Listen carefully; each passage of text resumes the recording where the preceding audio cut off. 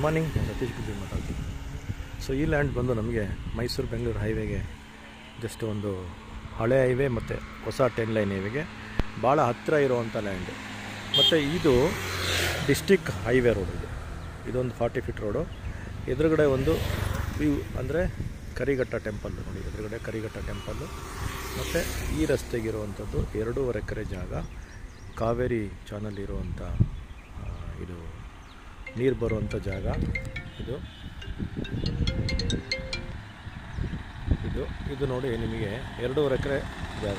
ಇದು ಈ ರಸ್ತೆಗಿರುವಂಥದ್ದು ನೋಡಿ.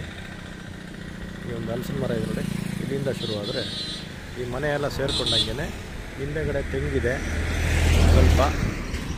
ಈ ರಸ್ತೆಗಿರುವಂಥದ್ದು ಇದೊಂದು ಸಣ್ಣದೊಂದು ಶೀಟಿನ ಮನೆಯೂ ಸಹ ಸಿಗುತ್ತೆ ನಿಮಗೆ ನೋಡಿ. ಒಂದು ರೋಡ್ ಫೇಸಿಂಗ್ ಒಂದು ಆಲ್ಮೋಸ್ಟ್ ಒಂದು 200 ಅಡಿ ಸಿಗುತ್ತೆ ನಿಮಗೆ. 200 ಅಡಿ ಸಿಗುತ್ತೆ ರೋಡ್ ಫೇಸಿಂಗು. ಡೆಪ್ತ್ ಒಳಗಡೆ ನೋಡಿ ಇಲ್ಲಿ ತನಕ ಬರುತ್ತೆ. ಇದಾಗಲ್ಲ, ಡೆಪ್ತ್ ತುಂಬ ಡೆಪ್ತ್ ಇದೆ. ಡೆಪ್ತ್ ಬಂತು ನಿಮಗೆ ಆಲ್ಮೋಸ್ಟ್ ಒಳಗಡೆ ಪೂರ್ತಿ ಇದೆ ನೋಡಿ ಜಾಗ. ಏನು ತೆಕ್ಲು ಕಾಣುತ್ತೆ ನೋಡಿ, ಅದು ಪೂರ್ತಿ. ಹಿಂದೆಗಡೆ ಒಂದು ಲಾಸ್ಟ್ ತೆಂಗಿನ ಮರ ಬರುತ್ತೆ. ಆ ತೆಂಗಿನ ಮರದ ಕೆಳಗಡೆನೂ ಹೋಗಬೇಕು. 2.5 ಎಕರೆ ಲ್ಯಾಂಡು. ಮೈಸೂರು ಬೆಂಗಳೂರು ಹೈವೇಗೆ ಜಸ್ಟ್ ಇಲ್ಲಿಂದ 1.5-2 ಕಿಲೋಮೀಟ್ರ್ ಆಗುತ್ತೆ.